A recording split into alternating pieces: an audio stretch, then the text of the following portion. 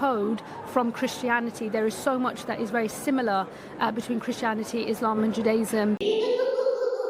I don't like clowns.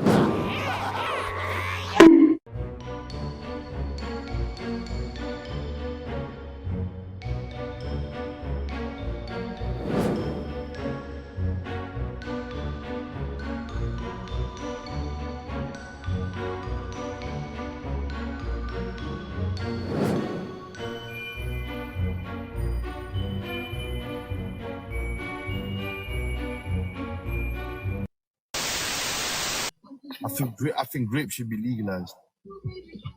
He's saying that grape, remove the G, should be legalized. That's what he's saying.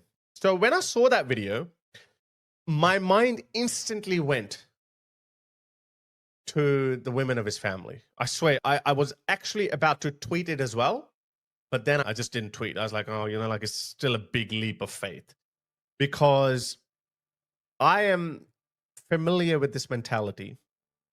Now, let me be clear. Islam does not endorse this kind of behavior, okay? But Islam does create an environment where people like this flourish. When you create a sexually deprived society, then this is what happens. It reminds me of this report called War Against Rape. It's a Pakistani NGO. And they discovered that 82% of the victims of rape that were brought to hospitals were raped by close family members.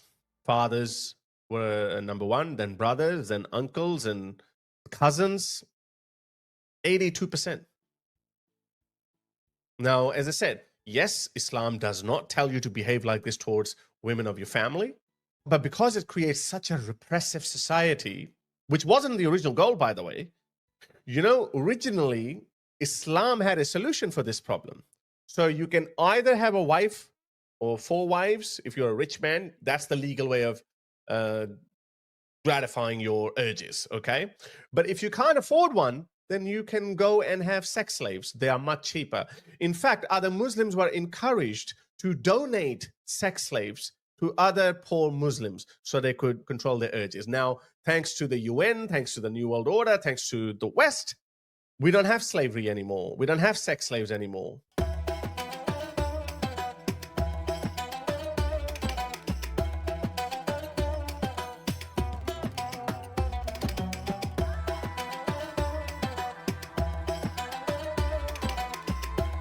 So as a result, these people are left with strong boners, but no way to make it go soft.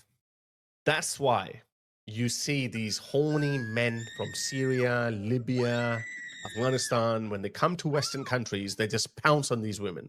No, it's because they are filthy animals. Because they are extremely sexually frustrated. They've never seen a woman in their lives. Anyway, but this guy was born in England, so he would have seen a lot of girls, but obviously the way he looks, I'm not surprised that no girl wanted to touch him with a 10-foot pole. So that's why he said, make grape legal. So what happened?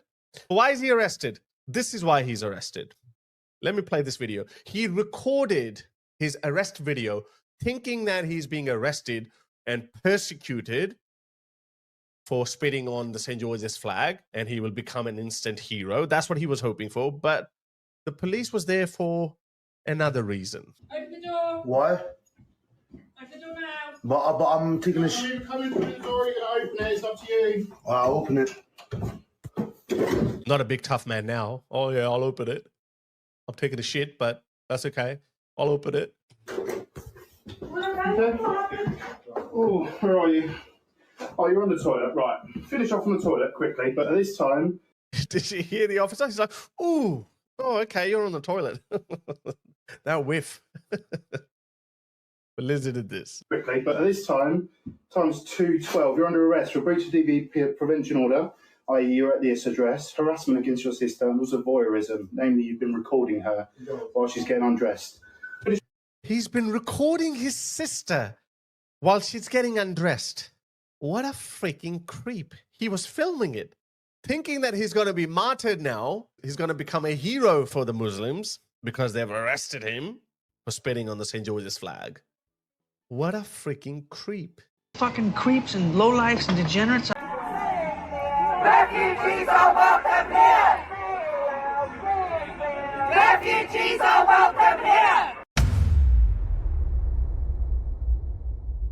I'm a degenerate fucking animal. See how she's getting scared of this guy? But those blue-haired Wokistani women, they love him.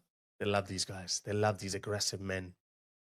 They have a thing for them. Apparently it's a kink. You know what also I think is so crazy? And I saw an article about this, and I wish I could find it. I've tried to find it because it's so good, but someone wrote an article about the possibility that a lot of these woke people, so for instance, people who are trans or whatever it is, I think that they have this weird sexual attraction, and hear me out here, to very fundamentalist people because they're so serious about their beliefs. They're so steadfast and no, I don't care. I'm a Muslim. You can't do this. You can't do that. And there's almost this attraction to it. It's like, you're so against me. You hate what I stand for. But I'm so turned on by it because you're relentless in your belief. Maybe I can change you. Maybe I can make you more gentle. It's like the Beauty and the Beast paradigm. It's like, maybe I can shave your beard down a little bit and just calm you down. You probably have a really big heart. You're just standing for what you believe in. Do you go? Yeah. Does that make any sense? No, maybe I tweeted about it. Yeah, there is a bit of weird attraction to this alpha, big, exotic manhood who's gonna dominate them. I call it a Dimmy fetish. They have their mask on. They look scary. They have their guns. They believe in. They're gonna die for the cause. And then That's sexy. Little woke and there's something sexy about it, right? Buffet for the sexually deranged. Islam is, quote, uniquely indigestible for a secular mindset, and people don't want to admit that. What do you make of that? Do you ever feel that your religion and your nationality are in some way in conflict? Never. Not a single day. My faith is the core of my life. I'm a practicing Muslim, and I derive my desire for public service from my faith. And I'm a Brummie, I'm English, I'm British.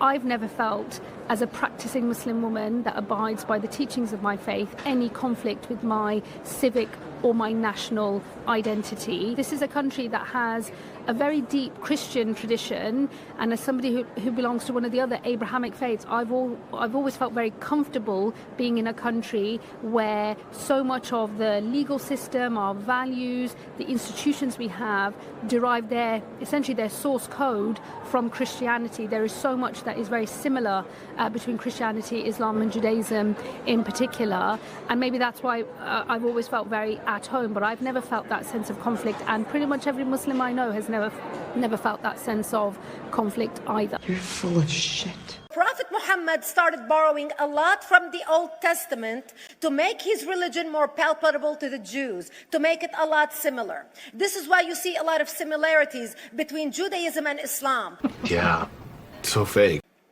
Christians and Jews could not ring church bells. Jews could not blow the shofar. Christians could not ring church bells. They could not pray publicly. Christians and Jews could not gather together and build new churches or new temples. But I've never felt that sense of conflict, and pretty much every Muslim I know has never felt that sense of conflict either. Choke on your lies! She's a liar.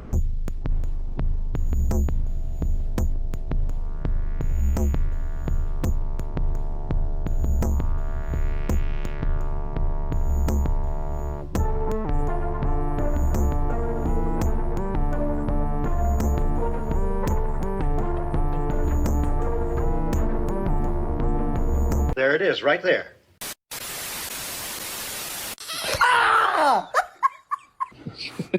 Stop, Doggo.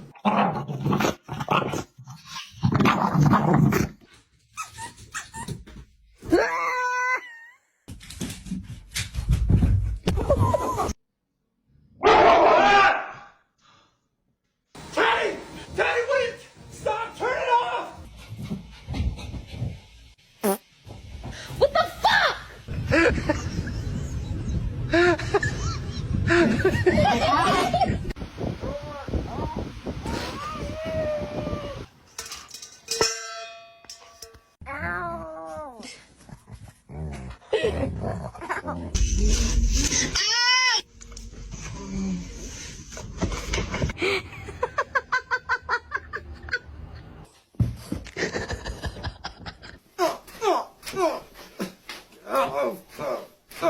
Oh.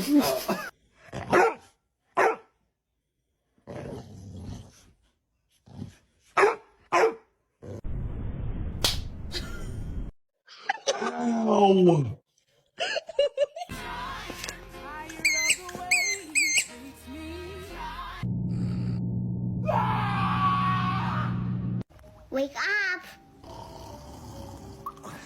Get up!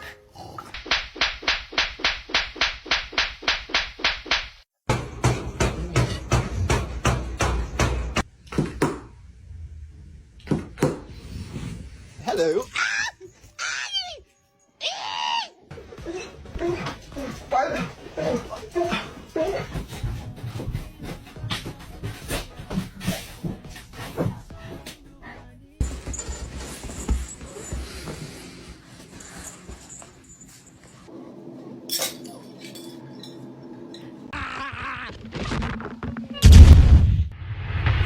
It is a messed up world.